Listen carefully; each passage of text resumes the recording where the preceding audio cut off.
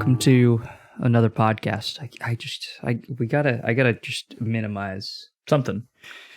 Or like, I don't know. Just like scooch a booch, you know? I'll remember. Right. Welcome to the podcast. I can't Hello. remember how to look at a camera. We're drinking the true. What are we doing? We are drinking the Two Beers Fresh Hop IPA. Nice. The brewing company is Two Beers. It's the Fresh Hop. It's always weird how our documentation is set up because we have like the beer name and the brewery separate, and the name is just Fresh Hop, but like there's a lot of fresh hops out there. So Fresh Hop, 2 beers. Like, you had 2 fresh hops? That's great information. where's the brewery? What's this one? What's the other one? I don't know. One of my, I don't know what that was. Sounded like a child or something. I think it was your child, and by your child, I mean your woman, and I'm guessing a spider. That's what I'm guessing. There's a spider Down in your house. We're starting off strong. Nailed it. First try, too. Come on in. Pretty good. Hey, thanks.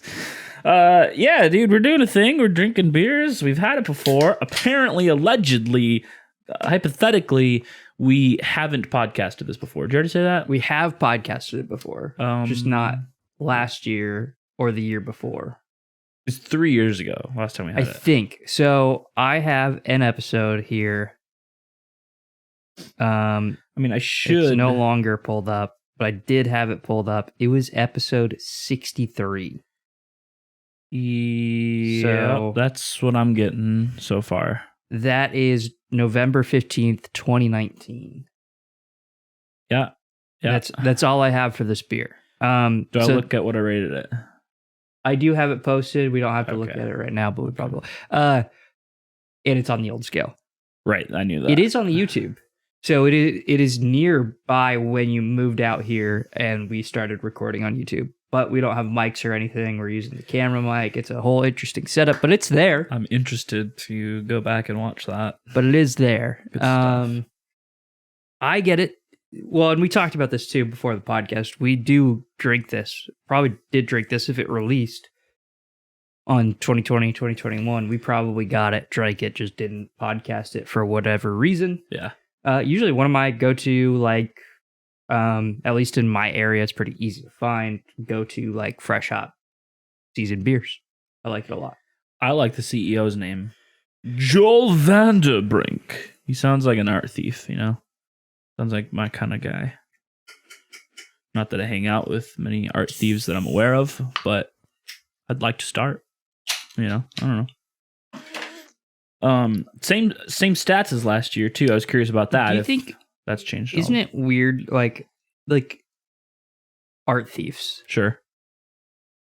They don't really, they have to be skilled in, like, both art and thieving, typically. A jack of two trades. Well, because usually they have to swap it out with not the original kind of thing. So now you Right. have to, like, have a thing that's close enough. Like a decent replica. Yeah. Yeah. And then also have the skills to swap them out. And then, I mean, on top Probably. of that, which this requires a lot less skill, but like, you also need to be in the art scene to know what Good is networker. popular. Good networker. Exactly. Yeah, you need to be a good networker to be able to sell this kind of shit. Yeah, for a good price to Yeah. make it worth both of those. Like, you're- Yeah. There's a lot at play if there. you're an art thief, you're probably an impressive person. I would love to meet. Can I post a Craigslist ad for something like that? Yes, you can. Okay. I don't. My inquiries might be a little weird. Yeah, That's what I'm guessing. but you can. I'm very curious. So stats on this beer. So do I write in the ad, definitely not a cop? Um. How do I let them know, like, I'm not with the police? Yeah, you know? totally. Yeah, because I don't want them to get a little skittish and like see my ad and run away. Maybe like, don't worry, this post ain't glowing at all. Oh, that's good. That's good. Little street Yeah, a little verbiage street in there. slang. You're ensuring him to not worry. That's good. That's reassuring. Yep. Okay. We're going in a good direction here. So go ahead, carry on. What's the opposite of glow? You pull light in. Suck. Yeah, but like sucking light, like a black hole. Suck off. Suck in. Don't worry, I'm very dense. Well, now he kind of might think you're stupid, which I think he's already gathered at this point. So it seems a little redundant. It's a working thing. 6.2%. We need stingers, I think. 70. We need stingers. It's a stinger. Like a little thing that pops up over the screen, maybe paired with like a jingle. So there's this one show that I'll watch that they have way too many, and it's the best actually. And when they do what you're doing, they have one that just like words is hard, but it's like WURD, and it's all yeah. So I'm just 6, I would say. No, yeah. And it's your fault. 70 plus IBUs, original gravity 1.059, and an SRM of 4. That is color. I don't know anything other about it than that. So there you go. Yeah. So neat. I think that's the first time I've seen an SRM rating on a beer description. Yeah. So I threw it in there. Science. Yeah. We don't know anything about science. You'll have to do that research. Sure. On your own time. Or maybe you just know what that is. I don't know. This hyper-seasonal IPA is 2 beers brewing tradition not to be missed. A brewer's road trip provides us with some of the first hops of the Yakima Valley hop harvest. The result is an intoxicatingly aromatic IPA that is new and exciting every year. Pair with barbecue chicken, some kind of squash, and manchego. Manchego. I like the last one. That was good. Citra, Amarillo, Cascade, and fresh whole cone Centennial hops. Okay. There you go. I think we talked about this too, maybe not with this beer, but in general, a lot of brewers will do this. They'll list off some hops and then they'll say with fresh X, Y, or Z. Yeah. Alluding to the fact that it's mostly, or maybe not mostly, eventually just say there's a chunk of it that is not fresh hop, but then some that is fresh hop. And usually we like those beers more. That's true, which is interesting. Which also has kind of shown us that, like, we're pretty sure the whole fresh hop thing's a little gimmicky. Like, a little bit. Like, people can use it correctly, but I think it's a little gimmicky. Well, when you see fresh hop, do you think / want exclusively fresh hopped? Yes. After doing all these series that we have done on them, and after trying, I don't even know, we're probably above 25 different kinds of fresh hop beers at this point. Yeah, at least. If you like just recording, yeah. Yeah. So I will say somewhere between 25 and 50, I'd say. I wouldn't say any more than 50 fresh hops. But either way, that's a good amount of fresh hop beers. Probably more than most people. I would wager that most people that haven't had a fresh hop beer or they only had like 1 or 2. Probably like for most of their life. Exactly. Yeah. Right. But so, yeah, it just, that's why I think it's a little gimmicky, because without having the knowledge that we do, it seems like it should be something that I want every year that is like an explosion of flavor, and it's just super juicy. But like most of the time, especially the beers that are all fresh hop, are not that way. Usually. I just don't think so. For me, I don't equate fresh hop to juicy. Why don't you? Because I think, like, when I hear like a juicy, when I hear an IPA being described as juicy, I think of unfiltered hazy. Yeah. Makes sense. So like, and I don't necessarily like those. Now there are like, and then there's I think there's what I would so a lot of people describe hazies as juicy because there is a category called a juicy IPA. I don't think it's defined well. There is a Well, category. Okay, let's stop there. We got juicy IPA, we got hazy IPA, and we've got Yeah. New England IPAs, and the lines are very blurred. But when I think of juicy IPA, I think of Prismatic. I think of Leota May. I think of stuff like that where there's a lot of hop flavor, and that's not necessarily all juicy. I think there's a lot of floral, vegetal notes, that like weed graininess. That's what I think of when I think of fresh hop. Like, I don't think like fruit sweetness. Yeah. That's not the kind of juicy. I mean, I know. more I just like- want to clarify. Like, Yeah, so that is what I'm thinking of though Yeah. when I think of fresh hop, and you don't think of that. no, I do think of that. Oh, okay. You were differentiating between Like- what's the juicy, like the sweet fruitiness, Yes. and then okay, Yes. got you. So we're in agreement. It's just terminology was a little weird. Yeah.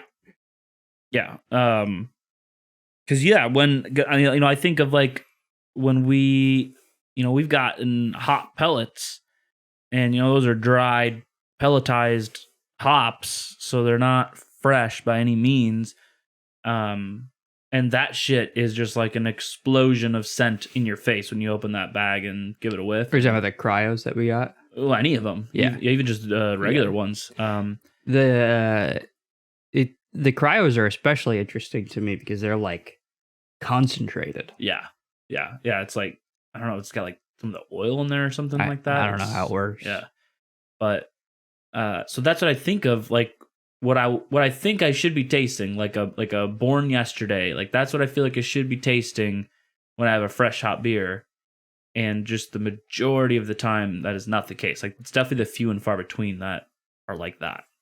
I think that's pretty hard to achieve, though.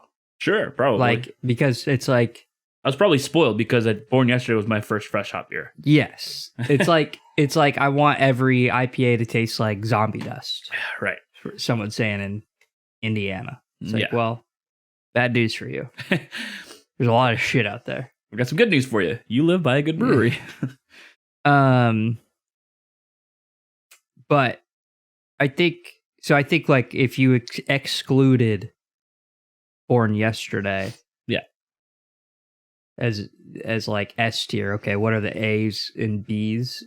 I think this probably falls into that category, and I think most of the time what separates it is the A's and B's and the C's through F's are hoppy, like actual hops, like being a hoppy beer Yeah.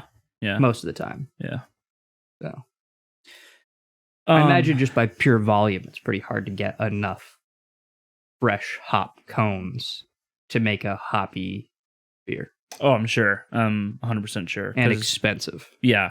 Well, and even too, like, from the very, very, very, very little knowledge of hops and their sales and the farms and all that stuff, is, most of these farms have a lot of this stuff contracted out to like distributors. Yeah. And so it's like they only are saving like a handful of stuff for breweries that want to swing by and get them. And distributors in the sense of like actually drying hops and Right. cryo hops and all Yes. that stuff, like going to be distributing those pellets in the future to breweries. It makes sense. It's a better move to farms too because they'll sell. My guess is they will sell a lot more that way because they can be stored for like infinitely longer. Whereas fresh Yep. hops, it's like I can't remember. I feel like I read it somewhere where like you only have like a week or two to basically get it into a beer. Otherwise, they're like no good. That's crazy. So, yeah, something like that. So, I'm looking at one of your controllers, and I feel like I might have fucked up the rubberized grips because you have it on the bottom. I would like it on the side. Oh, you would rather have it there. I didn't have that option when I. Gotcha. Yeah. Okay, I feel you now. You Never could mind. feel it. Like you basically don't touch the rubberized grip, so except for like your fingertips. Yeah, but yeah, and even that, it's just like barely. What's your orange one like? The same thing? Same thing. Yeah.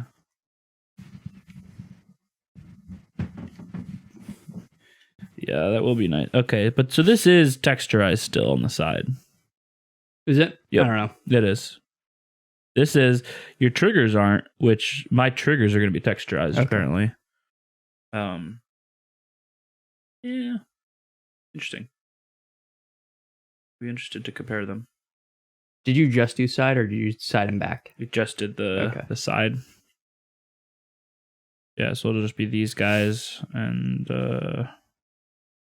yeah, it is a lot smaller. The back it's a lot smaller of a panel too, which, like you said, your fingers like barely touch it. So huge tangent here. I also ordered where I sweat is my palms. Yep, same. Which like none of my palm is touching this. Yep. I'm never like, even on a normal controller, I'm never like, oh, my fingers are slipping. Yeah, no, I'm with you. Like I'm really holding it like here. Yep. Like my fingers are barely touching it. A ghost. No, I'm totally with you. That makes sense. I just saw it and I was like, did I fuck up? Did Levi tell me wrong? No. Not that it would have been that big of a deal, but because even if I got that, I would have been happy. Like if the groups were just in the back, like sure, I think my choice is going to be better, but like I would have been fine with it just in the back part. Yeah. I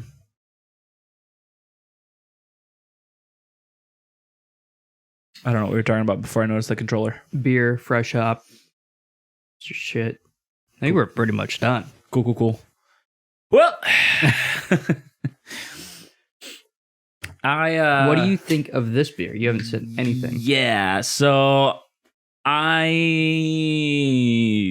think I was correct in my assumption before, where it's like not bad. It's just I want it to be better than it is. It's just fine. Like, spoiler alert, I'm probably gonna give it like a B. Like it's a good beer, but it's nothing spectacular for me. If anything, it's a little too on the sweet side. I would say it's more like malty. Yeah. In Northwest for you. Yes, that is exactly it. Which, you know, that's just preference. Just so you know, Two Beers is Northwest Brewery. Huh. So unsurprising that it's crazy. Our style of beer. Yeah. Weird that it's Northwest beer at a Northwest Brewing Company. Local. At Northwest Brewing Company. It's not Northwest Brewing Company. But like, isn't that what you literally just said? No, that they make Two it? Beers Brewing. I thought you literally said Northwest. You're just saying they make it in the Northwest. Yeah. Well, that's confusing. Not like they're in it Oregon or was. something. Pretty sure. Nope. Seattle. Oh, Seattle. There you go. Right downtown. Even more Northwest than I originally thought. Yeah. Yeah, Oregon's a piece of shit that needs to fall off the map. I mean, Seattle's there too, so like... Yeah, but as much as I dislike Seattle, I dislike Oregon more. I hate Portland more than I hate Seattle. 100%. At least Seattle looks pretty. When I go to Two Beers Brewery website, okay, and I scroll down, right, first thing that it brings me to is we are honored to announce our partnership with Deception Pass Park Foundation and the 100-year anniversary of Deception Pass Bridge. We are celebrating by bringing you Deception Pass Summer Ale. So, like, we're not even talking about the fresh hop. Just what does that even mean? Does that mean they? Because I'll tell you what it sounds like, and it's probably not exactly what it is. Okay. It sounds like they're in cahoots with the government in support of a bridge that has a tax on it. That's what it sounds like to me. I don't know that there's a tax associated to that bridge. I think it's just an old bridge that looks cool. And it is cool. I like going there. Okay. All right. Just to let you know, that's what it sounded like. Great. I figured it wasn't. But what I'm getting at is I bet these guys are pretty fucking small. Oh, really? My guess. Yeah. Just call them. Just based off of their website and not updating to fresh hop season, being like, just call them and ask them how many barrels of beer they brew a year. I won't have any frame of reference, so Me neither, but that's what Google's for. There is so I think it's called the either craft beer or craft brewing association. And there is a specific barrel limit that you can brew up to still be considered craft beer. I don't remember what that It's number is. super dumb. It is very dumb. Doesn't make sense. What would you say this beer is rated on Untapped? Ooh. You gotta just go out on a limb. Yeah. What are people saying about this beer? Well, I doubt there's a lot of people talking about it. And so that means it's going to be higher. 42. 42 people have rated this beer. 42 monthly ratings. Monthly. Okay, that's so different. in the last 4 weeks, 42 people. Which, like, that means this year. Because this beer has been around for a long time. So overall, there's 10,000, but Right. which is still pretty small. That is pretty Like, small. at least since 2019, only 3,000 or 10,000 ratings. Yeah, that is crazy. 6,875 unique ones, 42 in the last 4 weeks. Gnarly. I'm going to say 3.9. 3.79. Wow. So right in that 3.6 to 3.8 range, but up at the top there. Yeah, I thought that's a lot lower than I thought. I mean, it's on par with Untapped, but I just figured being such a small beer, having less ratings, people fucking go crazy on those, so. Interesting. Nope. The rule still stands and Okay. always will. Yep. All right. I will never deviate from that ever again. Good. Thank you. It was a good lesson I just learned. Let's see what Jackson L had to say. Come on, Jackson. What do you think? Hoppy, clean. We should do this for all of our beers. 3. It's gonna be like 3.8, 3. Like I wish it told me the actual number that he rated it. Oh yeah. Bryce B is drinking a fresh hop by Two Beers Brewing Company at Ounces Taproom and Beer Garden. Same range. I see a 4. I see a little over a 4. I see like a 3.5. That's by Brian B. Harsh Brian. Yeah, I mean, I think everyone's right there with you on. Oh, someone rated it a 2. Oh, that's pretty low, I think. A 2 is very low. 2 out of 5, 4 out of 10. You got a 40. That's like, yeah. Yeah, 40%. That's better than that. It's better than that. You said you had no frame of reference, but if you had to guess how many barrels, what is the maximum number of barrels a brewery can brew to still be considered craft? 10,000. 10,000 barrels in a year. Yep. 6 million. So that's probably a lot. I have no idea. I don't know. I don't even know how big a barrel is. Hear me out. It definitely is a lot. How big is a barrel? You've seen a barrel. It's that big. I know, but how many ounces? Like, how many beers is in a barrel? We've looked this up before. I know. Hold on. Ounces in a barrel. Of beer. Well, it's... that's not helpful. How many ounces are in a barrel of beer, this person? There are 3.9 thousand ounces. So that's 250 pints. 250 pints? Ish. Okay. Well, I mean, we can just do this exactly. 3968 divided by 16.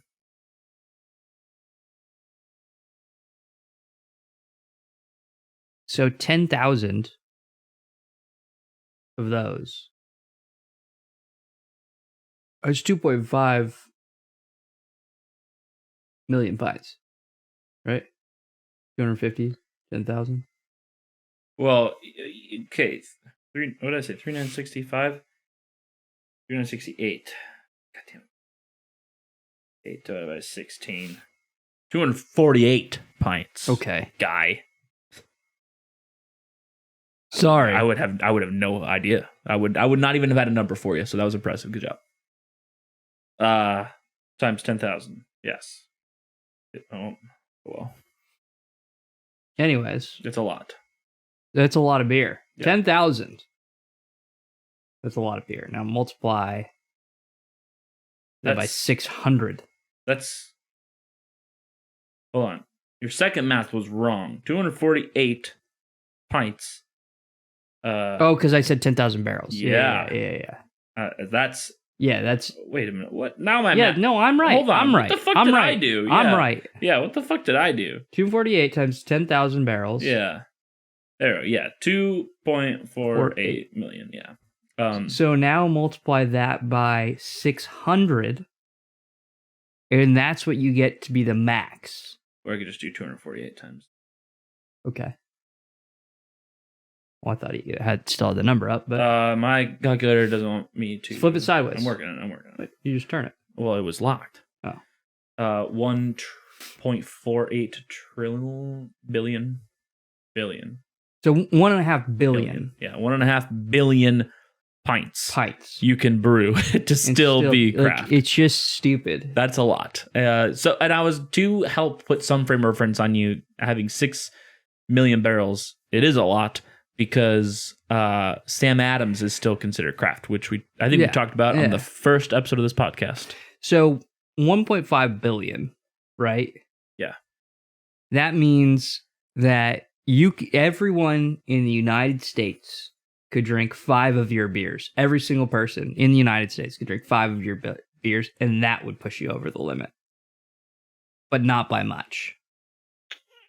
That's crazy. If everyone in the U.S. drank 4 of your beers, everyone, you have 4 beers, everyone, you would be a craft brewery. That's crazy. Which, like, I don't get how that's possible. Like how you're still a craft brewery then? Yeah. Like literally everyone. Well, because like I mean there's different definitions of craft, right? Like, let's do entire population times 0.3 Or random. Okay. And that's my line. Oh, okay. You could make 100 million. That would 100 million is still that'd good. be a third. That's 30%. But I like that number. You could make 100 million beers. Okay. 100 million pints. Okay. And that I'll let you be craft. Okay.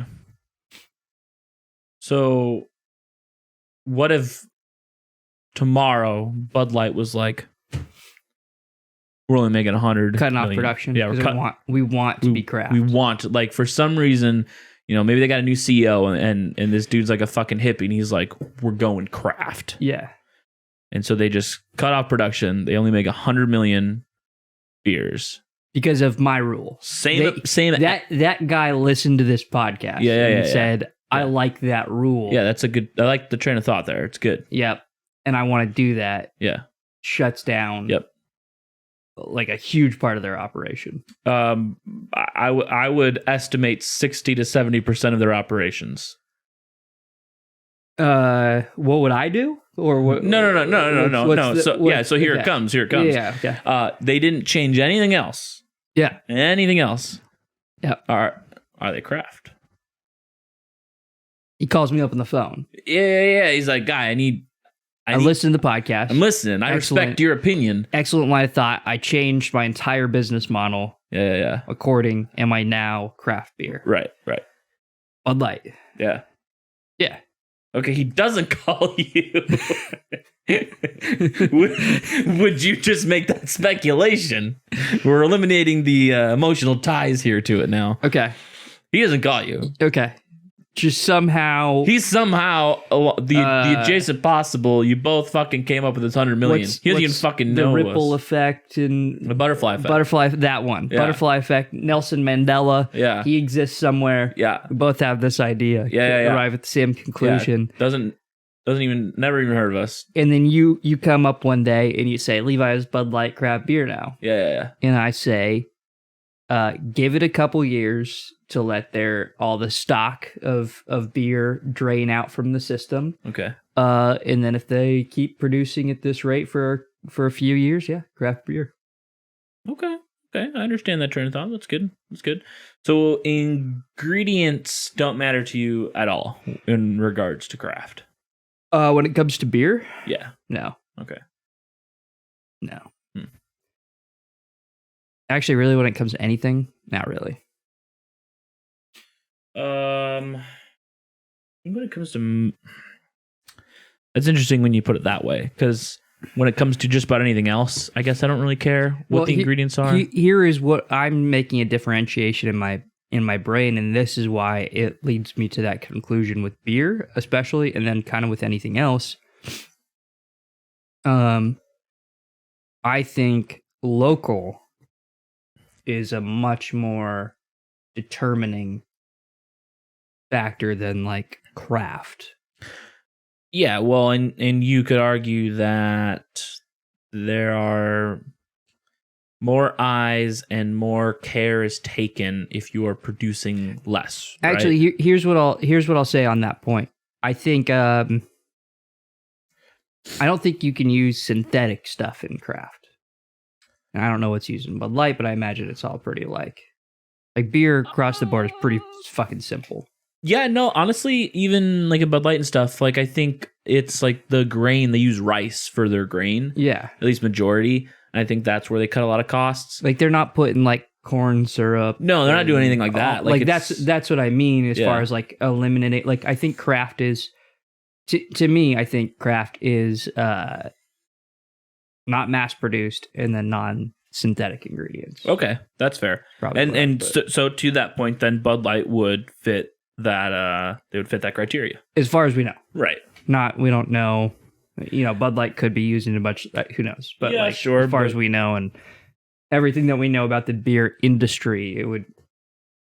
I want to say like I saw like a documentary or something at some point about Anheuser-Busch, and that like they were showing all their ingredients and whatnot, and they're like yeah, like beer is beer. Like we're not throwing in random shit in here. Like it's just this. There absolutely is breweries that like color their beer. Oh, totally. You know, like put in like absolutely there is. I don't think that's. I think those are the outliers, not the normal. Yeah. Yeah. Compared to like soda, which is just all that shit. Completely artificial and sugar. Yeah. Yeah. Soda is just cancer and sugar. Yeah. Which will also probably give you cancer. I don't know. Maybe. I don't really know anything about it. But I don't think anyone does. I don't think they do either. Otherwise, we'd have this figured out by now. Yeah. Here we are. Here we are. Our government's telling you to eat your 8 servings of grain and deal. I love grains. It's a lot of bread. It is a lot. I don't think I can do that. 8 servings. I don't know. Probably. I do that in beer. Because when I have when I have a serving of anything, right? Like that's probably like 3 servings. You know maybe. What I mean? I don't know. I know. I don't really eat bread is the thing. Like if you had a bun, top and bottom on a burger, I bet you that's more than 1 serving of bread. I don't know. I bet you. I don't know. I bet you it's like 2 servings. How many servings is a burger bun?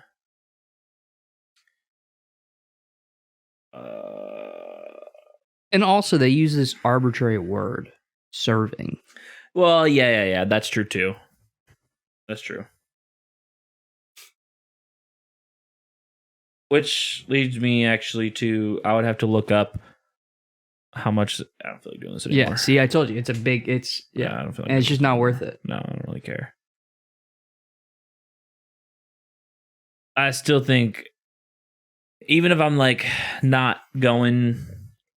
Even if I don't think I'm going like carb heavy, I feel like I'm eating what they say to eat for grains or bread or some shit. I wouldn't doubt it. Like, how often do you eat pasta? Well, I guess you eat rice quite a bit. Yeah, I'll have rice relatively often, and I'll have pasta every now and then. Like I've been making this spicy, creamy pasta. sausage. Delicious. And that's a lot of pasta. It's also a lot of meat, though. It's a lot of protein and fat. Definitely a shit ton of fat because of the cream and the sausage. Making a roux. I don't. Yeah, nope. Don't do that. What's your sauce? It's really just heavy cream and grated Parmesan. No flour? Nope. No butter? Missing out. Yeah, nope. I guess I could and should add some butter, but like the noodles pretty much like absorb all of that anyways, and there's like very little actual sauce in there. It's just kind of like goop that it's all held together by. Well, that's the whole point of the roux is thickening agent. So right. And I don't, and so I don't really need that. Are you cooking the noodles right in that, or are you like boiling it separately? No, I'm boiling it separately. Okay. Yeah. I'll boil the noodles and then I'll cook the sausage and then I'll dump in the heavy cream with some seasoning and is that, dude, I don't even know how the fuck do I make this? No. I don't know. I don't know either, man. You're the one making it. I know. And I've made it a handful of times, but like it's a newer recipe for me and I have been making a handful of newer things, so it's like I can't keep it all straight. Yeah, no, it's just the cream, like some garlic cloves and then red pepper with the sausage. You should try making a roux with it one time just to see. I could. I feel like it'd be like too thick then, and then just see. It's all right. One time. Okay, I'll try it one time. It's one dish. Okay, I'll try it once. And maybe what if it like jumps up to like 100 and you're like, oh, or it could be shit. I don't know. Like I'm never doing this again. I don't know. Yeah, whatever. It's one time. So you've made Indian something before. I have been making that a lot lately. It's so fucking good. Do you use a sauce, like a pre-made sauce and everything? Have you ever made your own sauce? So the first time I ever made it, I used that jar of stuff that you guys have bought in the past. the paste. Yes, I've bought that. That did not turn out good. You have to do it a few times to learn how That's what it was. Yes. I didn't know because the flavor. Because it's like a paste that you have to like expand. Yeah. Like it's not like a sauce you're dumping in kind of thing. No, exactly. And so I fucked that up royally and I was like, well, I'm going to not do this until I... Sure. Yeah. So then, as of recently, I found another recipe where I'm pretty much... I mean, I would say I'm making it myself. The only thing is just the tomatoes. Like I'm not fucking squashing tomatoes on my own. Like I buy tomato puree.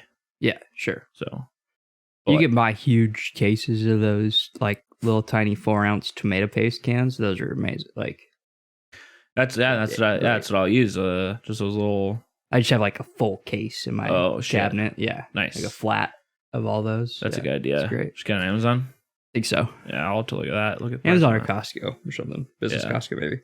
Yeah. I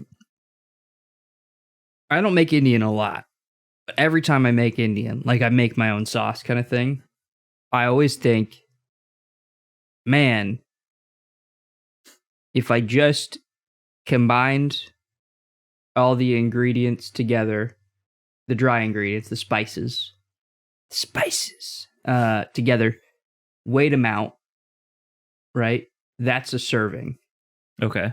Say it's 200 grams. It's a lot, but I don't know. Whatever. 200 grams spice. Okay.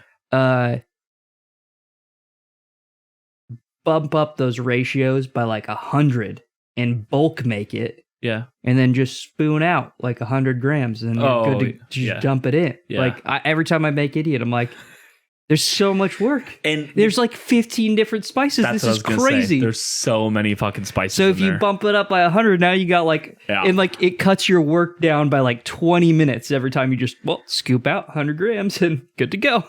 And I really fucked myself the last time I made it because I had the pan too hot. So I was doing it like one spice at a time, stirring it while I was doing one at a time. And I was like, there's a better way to do this, and I'm not doing it right That's now. the better way is bulk prepare a lot of it. It's really funny you said that because that was my exact thought. I'm like, there is absolutely a better way to do this, and I'm clearly not doing it that way. Just get a gallon bag or one of those dry sealed containers and just dump like huge containers because you'll use it. Like, Yes. if Indian is easy to make, like if you get all the spices, it's literally just fry up some onions, throw the chicken in there, throw the tomato paste, throw the spices, good to go, done.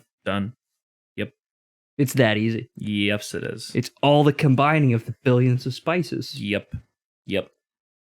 Onion takes no time to chop up. Tomato paste is from a can. Chicken, 4 seconds to dice it up. Good to go. I have been buying chicken thighs. Oh, yeah. That is a lot more work to cut off all the bullshit fat. I don't trim the fat. I do because chicken fat, I don't know. It all melts away. Yeah, maybe I should just suck it up and see what happens. Or, I mean, you can find trim thighs, too. Yeah, I know. It's a lot more expensive, though. It is. It's not worth it. Yeah, all right. Maybe I should just leave it on and just cook it. And as long as it cooks down, then I guess it's fine. I mean, yeah, I don't care. I just don't want to bite into something like that because I'm like, that's fucking gross and have done before. I don't really care, so I'm a steak eater. I run into Well, I love that silver in skin all steak. the I time. love that in steak. I love beef fat, but but like sometimes you run into silver skin on steak and oh, chewy. You're not going to break down. yeah. I've done that on like ribs, and it's not a huge deal. I don't know. I think it really just depends on what it is I'm eating, whether it matters to me or not. Because again, yeah, like for whatever reason, like chicken, like the silver skin, or like really chewy piece of fat, like on chicken is just, I don't like that at all. But then like on a steak, I fucking love it.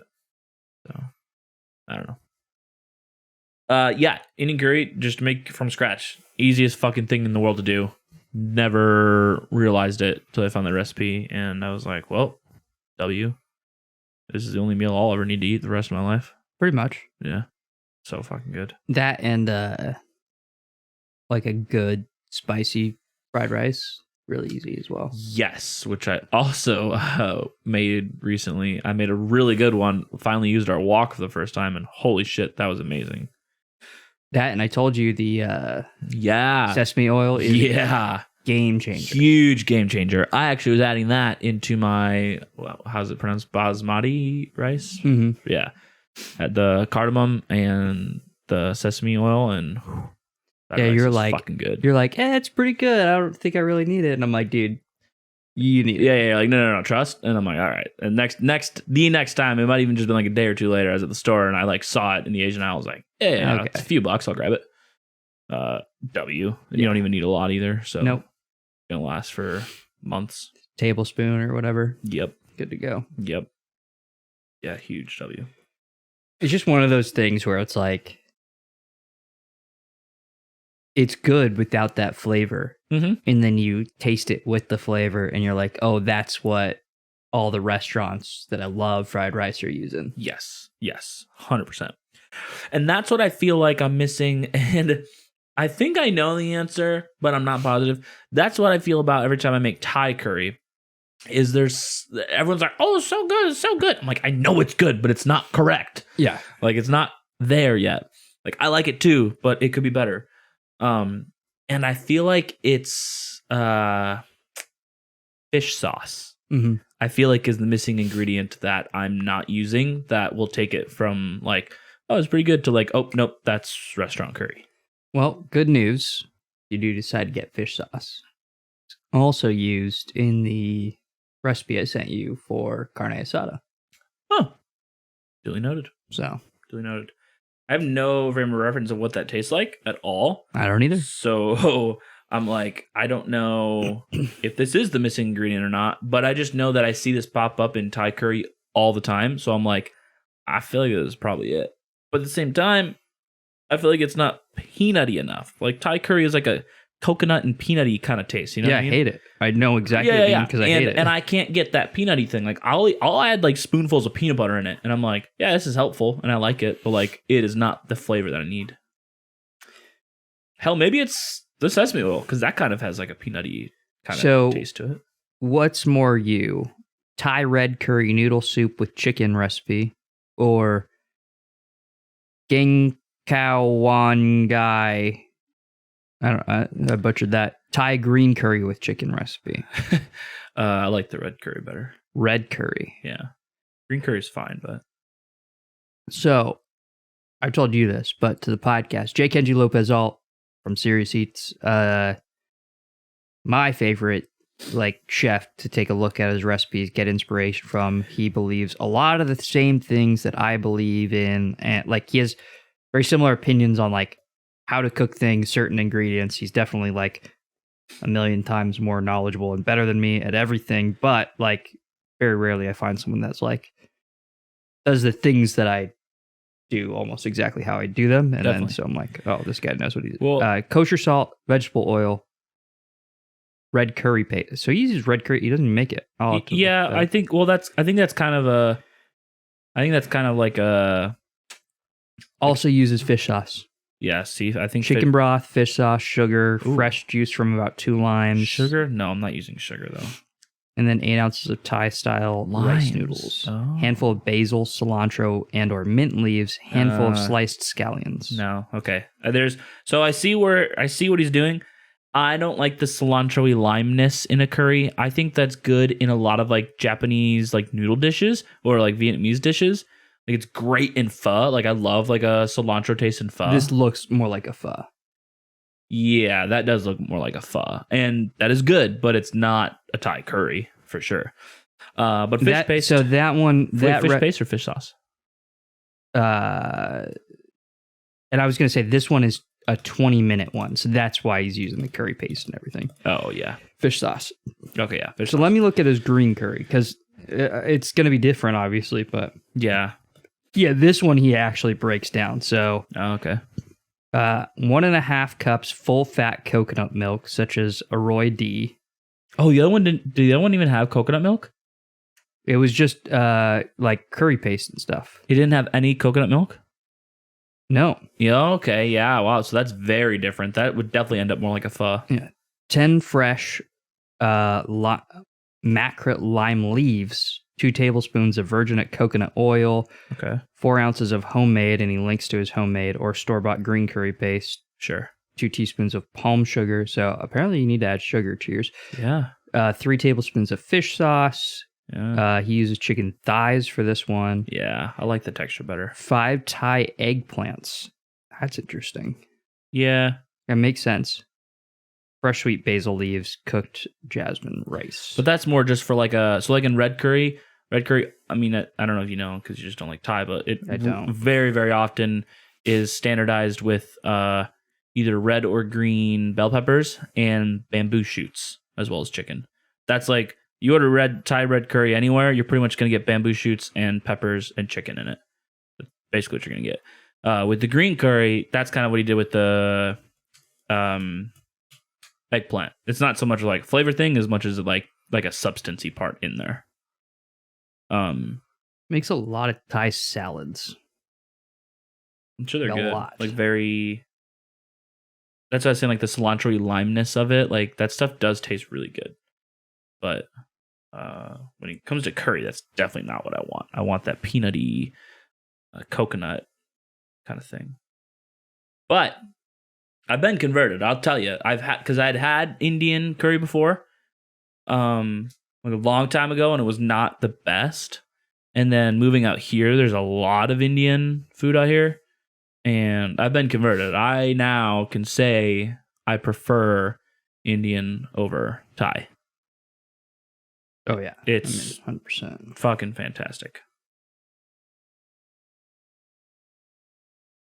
And ironically, the Indian curry is way, way, way faster to make than the Thai curry for me. Thai curry takes ever.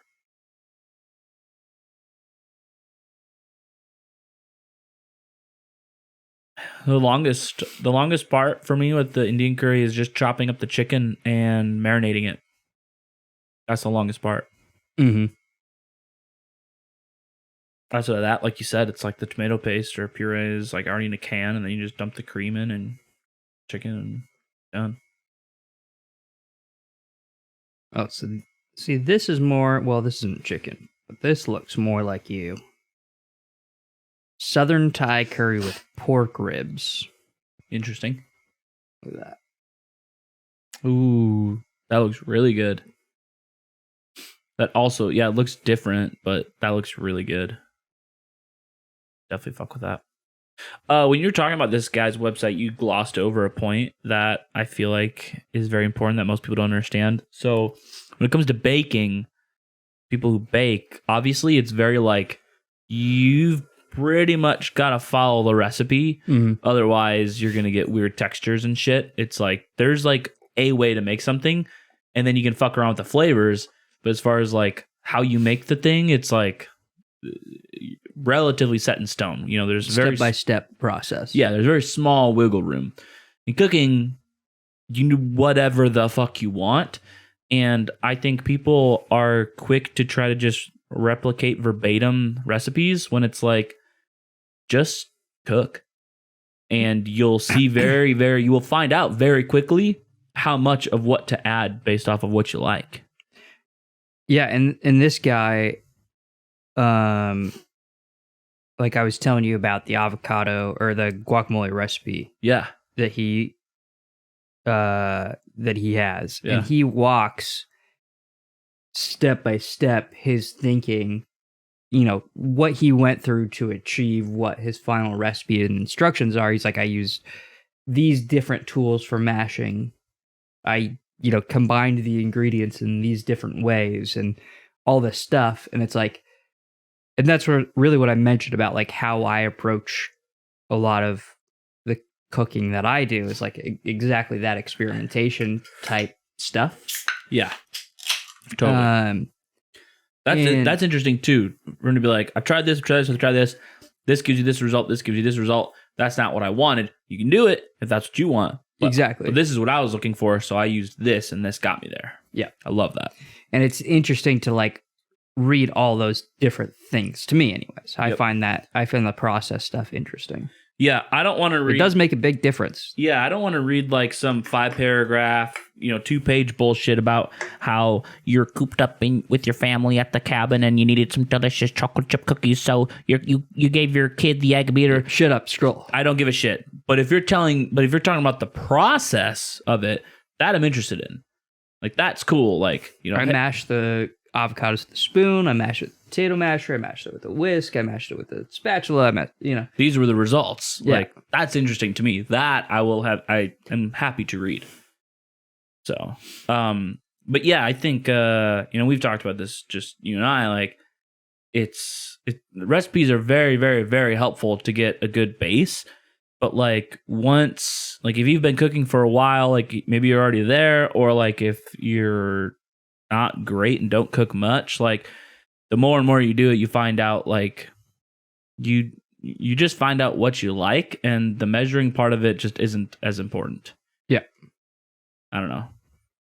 It just becomes very apparent. Like even the first time I made the Indian curry on my own, like without the jar thing, it was very much like I had the list of spices and I knew which one you need the most of. That's about it. Everything else was just like, start adding in whatever feels right. Taste it. If it tastes good, then cool. If it tastes a little off, then add a little more of something else. Yeah, and it also depends on like what you're looking for too. Like going back to, like the fish sauce and the sesame oil and stuff. Sometimes like you make something and it's good enough, everyone likes it. That's it. Yep. But sometimes you're looking at the list of ingredients, and you're talking about this with Thai curry too. It's like you taste it and you're like, that's not it though. Yeah. Yeah. Like I tried to curate the list to what I want, and after doing that multiple times, it's not it. Yeah. So going back to the recipes then, you're like, okay, what is it that I threw out that I clearly need? and across or whether you threw it out or you didn't know. Sure, right. Right. Okay, I'm going to do more research on what other people. Maybe like the it. 2 recipes I looked at didn't have this ingredient, but then like these 10 other ones all have this one ingredient that I wasn't using. Yeah. 100%.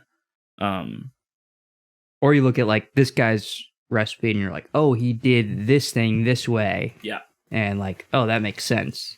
Yeah, imagine if he was the only guy I looked at for like a Thai red curry. And so I'm over here thinking like, lime and cilantro, like why is this is just pho? Why is this not right?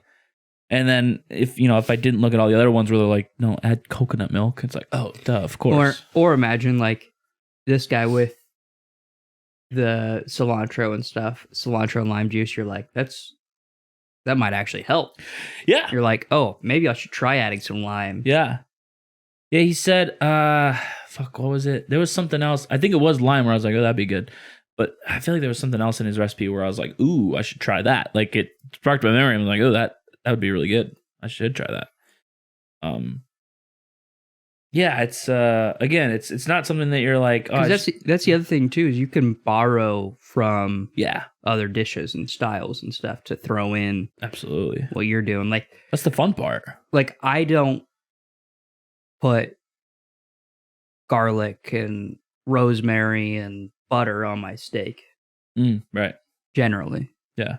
Sometimes. Before you said steak, I was like, there are a lot of delicious things you're listing. Where are you going with this? But sometimes I'll throw that in there. Sometimes I'll Gordon Ramsay it up, and it's just what you want. Yeah. Like for that day. Yeah. Very rare that I do that, but it's possible. Possible that one day I will. Rare. Do that. Yeah.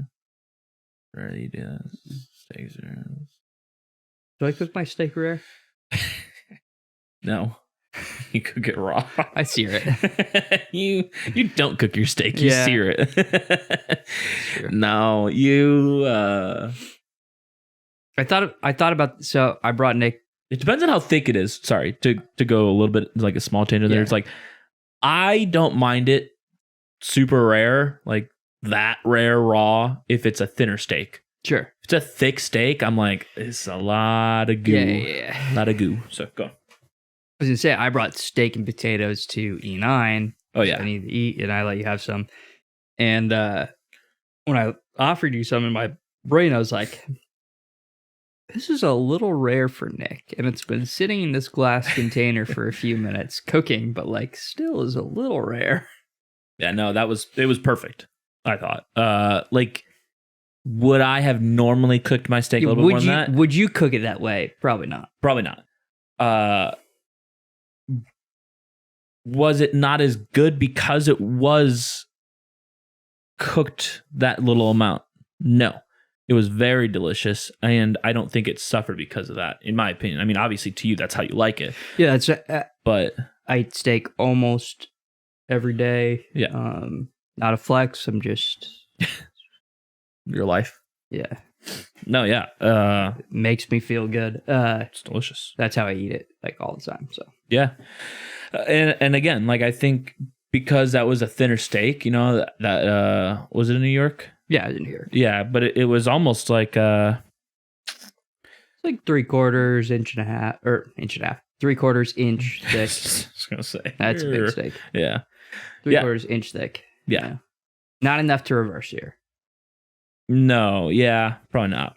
I mean, could do, but like generally thicker steaks do better in reverse sear. But if you cook a cowboy steak or a tomahawk, if you just try to sear it, you're gonna have some purple in there, man. Yeah, well, it's a little. It's raw. Yeah, that is. I mean, it will literally be cold in the middle. Yes. So that's not enough for me. And even for you, ideally, you're like, I'd like to cook it a little bit. No, I'm with you. Yeah. Cowboy tomahawk, I'm reverse searing or whatever. Yeah. Whatever I'm doing, it's getting cooked. Yeah. Yeah. I have 2 pretty good looking New Yorks in my freezer right now. And I totally fucked. I told you the last one I made, I totally fucked it. So I think this next one, I'm just going to heat up the grill for a while, like 20, 30 minutes, and just mayo her up and toss it on there. Just sear it. I just cook all my steaks on the stove. Have done, usually do. Really obnoxious. Yeah. Don't like dealing with all that. I will sometimes when I'm like, God damn it, I'm going to make a good fucking steak. Like, I don't give a shit.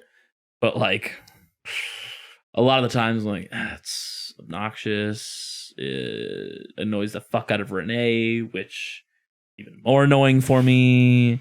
Because I'm like, I can deal with it. But then I'm dealing with someone else who's also trying to deal with it. It just smells like steak in here. What's the problem? I know. That's what I try to say. Open the front door, it all goes out. It's fine. It's fine.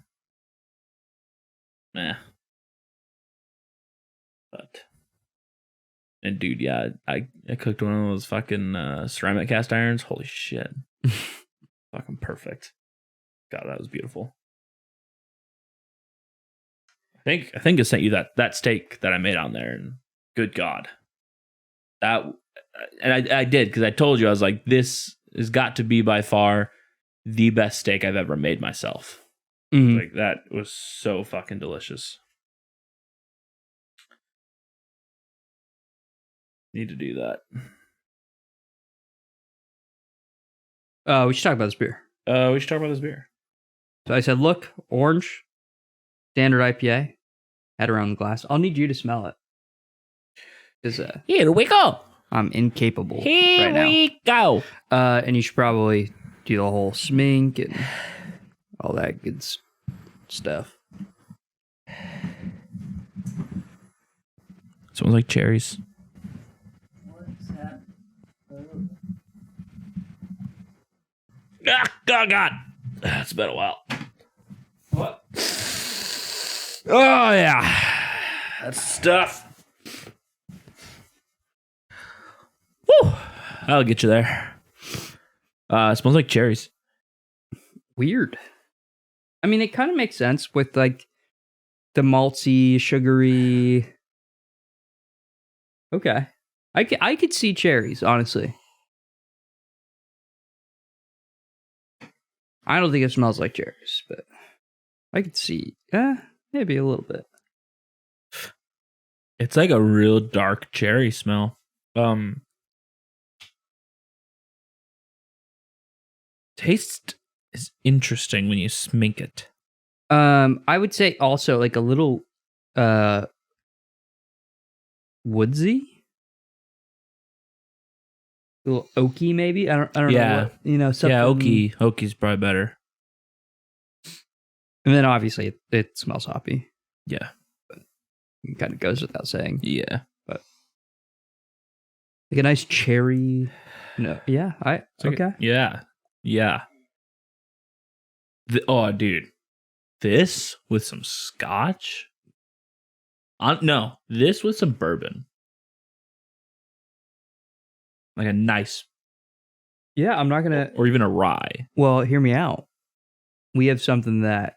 Well, I mean, so I think rye if you want something contrasting, like a nice Rittenhouse, very clean. If you Yeah. want something to marry it, Nice bourbon. Rebel Yell. Got some of that. That might be pretty good in this. Yeah. I'm gonna be honest. When you pull out that cherry note, it contextualizes the beer a little bit more. I have not been able to pull notes out of a beer in a while, I feel like.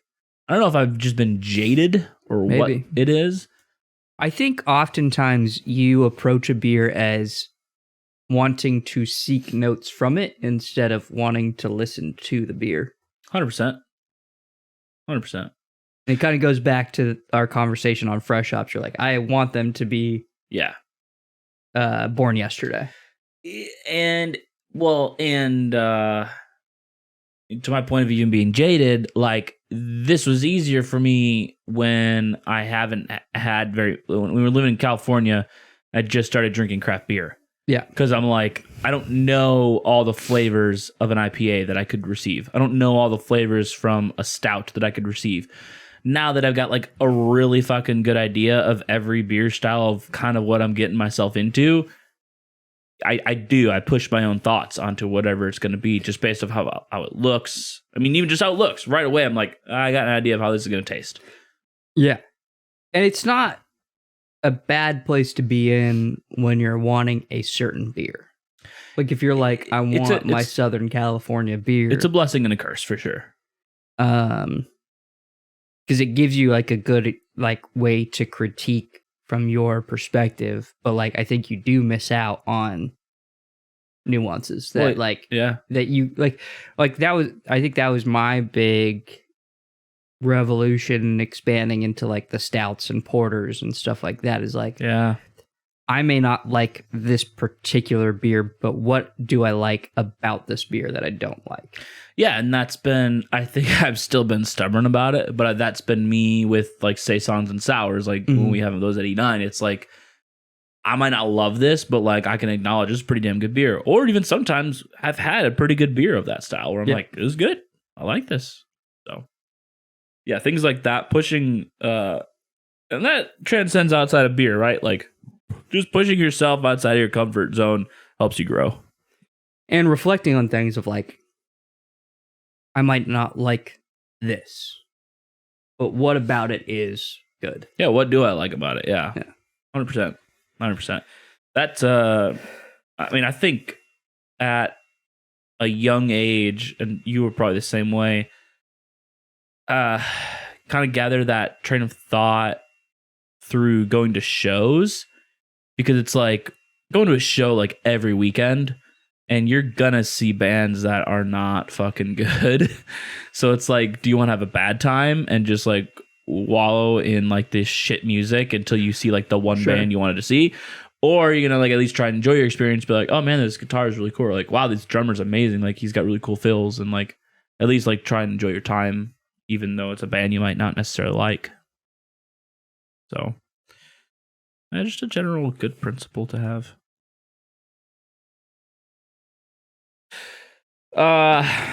Moving on for this bad boy. Taste, something you can actually do. I said starts earthy, moves to a cherry maltness. I don't particularly like how this beer finishes. I'm not quite sure I know how to describe it yet. But feel free to disagree with my previous. I would just add two at the front end of like, it's like a hoppy earthiness. It's hoppy earthy. Yeah. That's fair. Because like to your point, I don't love how this beer finishes either. And that's partial to the fact that I think all the hoppiness of this beer is up front. Like all of it. I think it's got a malty back end. Yep. And it has this like weird, I don't know. It's not sticky because it. Well, like, I was gonna say sticky but dry. Like I don't know how to. So I think the weird thing is that from a feel perspective, it finishes quite nice. Yes. Yeah. But from a taste perspective, it's a little something, and I don't know what that something is. But like feel wise, it's kind of how I want a darker, maltier IPA to finish. It's a little bit like watery, kind of dissipates relatively quickly, which is pretty standard for Northwest maltier IPAs. I think they don't really end crispy. But.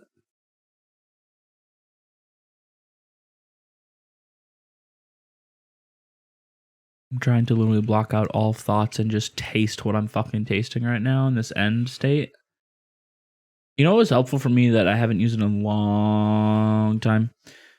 You know, for coffee, those wheels, those note wheels. Yep. And I know exactly what you're talking about. Did I send you that one for beer like a long ass time ago? Probably. Yeah, that was very helpful. I have that whiskey tasting set from, I don't know where it's from, but like has like different herbs and peppers and stuff that you can like smell, and it has a wheel with whiskey too. Yeah, love that. Those are nice. Love that. I haven't busted it out for beer in a while. So hear me out. Okay.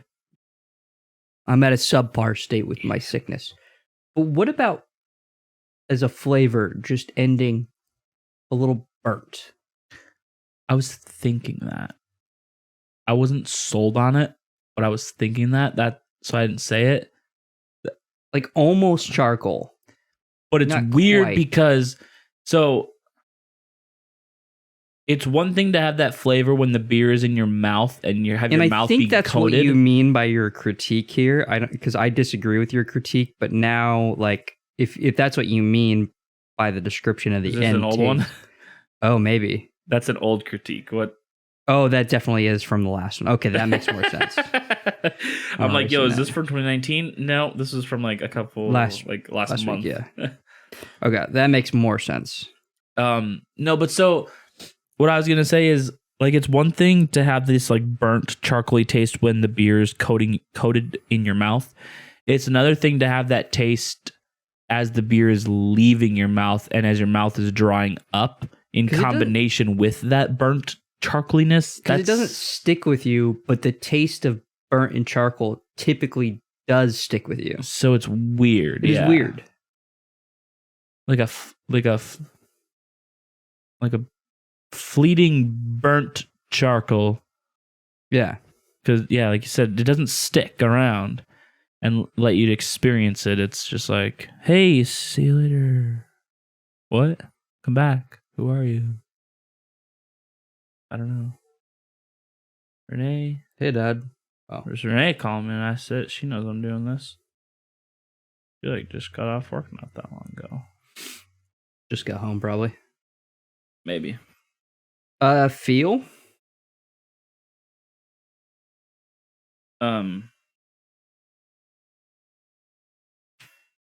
You had something there. You got rid of it. No, that was from the previous one too. Silky smooth, but like it kind of does fit. It kind of does fit. It's a little. That's why I carb. didn't really It's a question little it. carbed.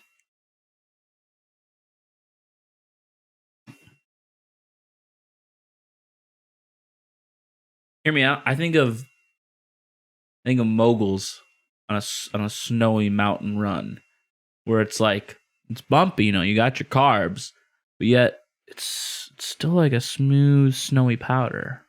You know what I mean? You're riding on gumballs on a not perfect road. Yeah.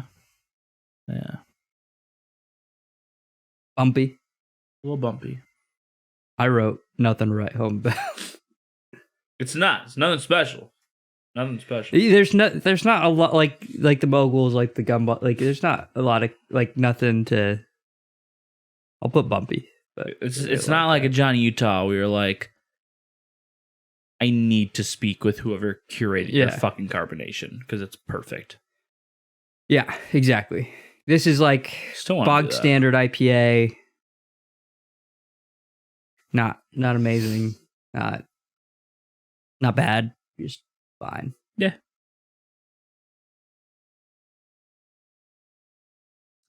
Thoughts.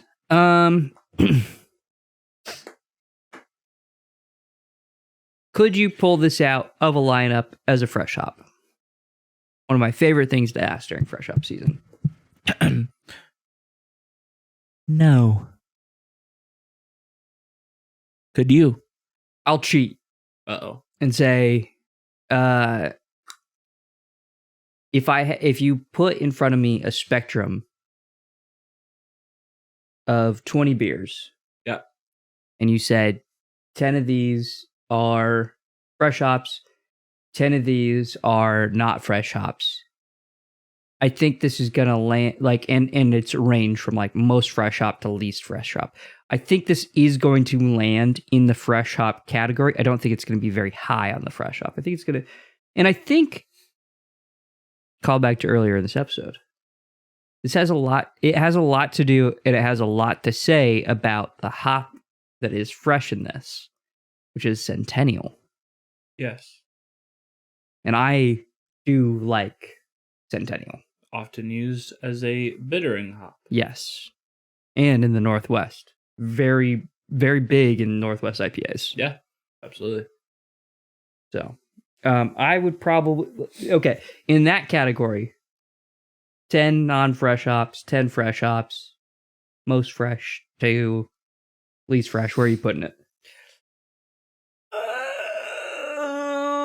Because I kind of agree with you. Just a general lineup of beers, pick out the fresh hop. I might not. I can almost guarantee you I could not do that. I am also, it's more It depends than, on what you put in the lineup, though. Yeah. Like with Total Domination, with absolutely. Well, and absolutely. So when you taste right? Total Domination, you're like, this is not a fresh shot by any means, but it tastes really fucking good. But so I am on a journey, and it has been more of an auditory journey. But the fact still remains: your senses fucking lie to you all the time. Every single one of your fucking senses lies to you all the fucking time. Like And to me, or just general? yes, what? Like you saying my senses lie to me, or you saying Our own the same. senses lie to It's ourselves. just very accusatory. Yeah, your senses lie, bro. You're dumb. You're fucking liars. You think you see shit you don't. I mean, that's true, but like, no. don't have to call me out for it. I feel like I've been pretty. I feel like I've been pretty tame this No, episode. you've been great. You've been great. You're the one who pulled cherry out of your ass. Yeah, and it was correct. So hear me out there. No, just our senses lie to Yeah, us, and so definitely. I think taking that step back, and because it's like, look at Bud Light, right? We told all our life, Bud is shit. It's not craft. It's not good, and then we try it, and then we try to compare it to other beers. You know, like we have like a Coors, not good. Of course, yeah. Yeah, we're comparing Bud Light and Coors, and literally, it was like a 50-50 chance we got it right. We literally did a taste test with Blind test. Coors, blind test to Coors and Bud Light, and it was not like we did categories too. I think we did like taste. I don't know if we did look, but we did like taste, smell, all that stuff, and I didn't look 'cause they were in bottles. it was just 50-50. Yeah. It was just 50-50. Like Yeah. one thing we got right, one thing we got wrong. Yeah. Or one thing we liked, based off of what we thought we would like more, like one thing we thought we'd like this, we actually like that more. One thing we like that, we'd like this more. And I guess the Bud Light in these categories, and like we were, it was 50-50. Like split. Yeah. not totally. conclusive in Yeah. anything. And so, I mean, and things like that are just very eye-opening for me in a, I don't know how else to phrase it, in like just a judgmental type of way where it's like, just don't count things out, because it's like, and so I say I'm experiencing this more on an auditory journey because of one of these YouTube shows I watch about guitar pedals. You know, they take all these like basic bitch guitar pedals that are supposed to be shit, or these basic bitch amplifiers that are supposed to be shit. And he plays them and he's like, pretty good, huh? And you're like, yeah, that does sound pretty good. So it's like, there's so many things are just personal preference. And so it's like, you might not like something, doesn't mean someone else doesn't love it. So. Personal preference, and like just to go back to the cooking thing, like technique and all that stuff. Like Totally. you have the right techniques down. Like you hand someone who, like the average person, a perfectly marbled prime 1.5 inch New York, and you give me a shit choice New York 3/4 of an inch, like I'm just going to win Yeah. that competition of flavor. I'm Right. just going to. Right. Yeah. No, 100%. Yeah. So it's like, it's just, it's, nothing is set in stone. Like, you know, there's always wiggle room, and there's always an opportunity to make something better than what it seems like it could be. So Just look at the Mariners. yeah, fuck. How we get back here from last week or 2 weeks ago? Crazy dog. They play They win today. I didn't see. I fucked up. I didn't watch them today. Let's see. Let's do this right now. Dude, the Live. Bears are playing right now. And that's not true. They're playing in an hour or less than an hour. 40 minutes ago. Yeah. Do you want to watch that? Yeah, It's on Amazon. I know. Do you want to watch it here? Do you want to watch it at my place? Do you want to go somewhere and try and watch it? I can do whatever you want to do, but I'm down to watch it. I haven't watched any football this year. That's what I was wanna watch thinking. football. I was going to ask you because I'm like, Levi just told me he hadn't watched any football yet. I want to watch football. Yeah. The Mariners lost. Oh, it was 4-2. It was a close game. Are they out now, or is it a best of 5? One best of 5. They got one more. They had to win every game now. They have to win 3 in a row now. Yeah.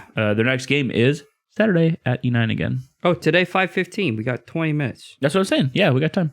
When I checked earlier, it said Bears 7 p.m. Eastern time. That is a false fact. Well, that's what someone lied to me. That is true. Oh, it was on an email, and I bet they did lie to me. Yeah, they're tards. It was very- Amazon being like, hey, it's Thursday Night Football. That's 7 true. p.m. Cubs. It's not true. Oh, you know what? I bet the broadcast starts at 7 p.m. The game, because they want me to watch the pregame, all the That's shit. The probably true. broadcast starts at 7 p.m. That's probably true. Game 8:15. That is probably true. Bitch. True. Let's Crack rate this that beer and then code. get ready to Right. watch the game because I'm. Yeah. Okay, I didn't see my rating. I covered it up with my I've finger already seen it. the last second. But it's our old scale, so it really doesn't matter to I me, know. honestly. I'm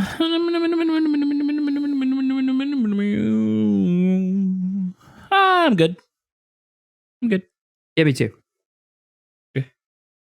3, 2, what? 3. Fucking horror. No, I centered my right. Okay, I'm good. 3, 2, 3.9. 3.6. Okay, we're in the same category. We're in the same though. category. Yeah. I thought you thought. It was worse. Well, no. Oh, I think you said you were going to be worse. than wow! you Look at are. that. You're B plus. Yeah, and relatively, right on last year. You're Actually, you're a little bit Well, higher. 3 years ago. Well, yeah, I say last year, but that's just okay. The last time we rated this beer.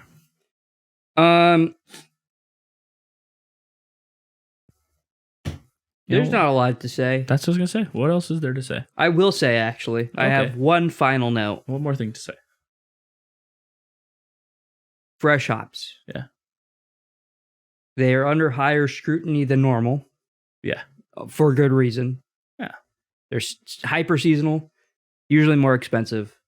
And if anything is representative of last year, the year before, and even the year before that, even in 2019, before all the crazy stuff, when Nick and I were on this adventure for podcasting, there's a lot more bad fresh hops in the ratio of like how many good fresh hops are there in all the fresh hops versus how many good IPAs or whatever beer in general. How many bad IPAs there are to how many good IPAs there are. It's a lot more bad in the fresh hop. I think that's what I mean when I say that it's gimmicky. It is. I don't mean in the sense that fresh hops aren't as good as it should be, so it's gimmicky. I just to that point where it's like there aren't as many fresh hops as you think. There aren't as many great fresh hop beers as you think there should be. The great ones are The season doesn't fewer and far between. Unfortunately, the season doesn't mean you're gonna get a bunch of good beers. Right, exactly. That's the best way to put it. Yes. And to that point, I mean it's a little gimmicky. The season itself is gimmicky. Yes. Is a beer being labeled as a fresh hop gimmicky? No, that's not what I'm saying. It has fresh hops. Yes, it is what it is. And I think that has a very good potential of making it better than it could have been. But yeah. But I think there's a lot of breweries who, we know for a fact, there are a lot of breweries who try to be the first ones on the market. Yes. And they don't, and they're not good. And that's another thing. I think they try to, there are some, I play think the this market. isn't very many breweries. I don't think there's very many breweries at all. But I think there are some out there that try to capitalize on the gimmick. Seven Seas. Oops. I really, at this point, No, honestly, fuck you guys, though. I really don't have a problem shitting on them. Based off my last interaction on your guys' Instagram, fuck you guys. And a lot of our interactions, they're just not good. You're not upfront and honest. You're not good That's people. just a fact. You're not good people. You're not good brewery. You have some good beers. Good job. Yeah. And thank you for them. But Yeah, it is what it is. But not just the gimmicky stuff. It's like not just the like rushing to put it out to market stuff. It's also the 100% fresh hop. I would say in general, avoid it. Look at reviews. Do your research. I Don't go on Untapped for those reviews. Yeah, they're all going to be 3.6 or 3.8. I really don't think. I mean, they don't label 100% fresh hop. I don't think anyone does. But like when they're like fresh cone Centennial and that's it, avoid that beer. It's just not going to be hoppy enough for what you're looking for, in my opinion. Or anyways. at least just go into it, with a certain mindset. Don't just think, oh, this is fresh hop beer. It's got to be amazing. Yeah. Well, especially when all they're listing is fresh hops, then at least be weary of it. Give it a try. To try it for your own, because maybe it's a brewery that you frequent that you're like, no, they might be good. Sure, go ahead. But just know that in our research, by that I mean just drinking a shit fuck ton of beers, it seems that the beers that have some not fresh hops and some fresh hops have been better for us. Good strategy, and we'll end on this. Go to your local beverage store, Benny's, Total Wine, Bevmo, etc. That kind of store. If you like, figure out what those kind of stores are. Figure out if there's one near you. Yeah. 9 times out of 10, probably 10 times out of 10, even if they don't list it, they'll sell you singles of those beers. Yeah. You can just Just ask them. if they don't have put it on the shelf, you can be like, "Hey, can I get a single of this?" And they'll be like, "Yeah, of course." Go get 5 others, but yeah. Yeah, make a 6-pack. Yeah. But like if you can get a 6-pack of like local fresh hops or not, whatever sounds interesting, try them, because I like this one. Nick doesn't really like this. I'll probably get another 6-pack of this. Not that you don't like this, but I find like this is a good Northwest fresh IPA. I like Northwest beers, so like I'm in the mood for this a lot. Like this, I like my beers with a shot of whiskey. I'm a Boilermaker fan, so like That's true. this with a little Rittenhouse seems right up my alley. And Yeah. You probably have some nuances that you like, so like go out there and try them. For sure. But just know, like, just because it's fresh hop season doesn't make it good. Also, like this video, you fuck. I don't care if you liked it or not. Fucking like it. And I'll see you guys next time. Bye.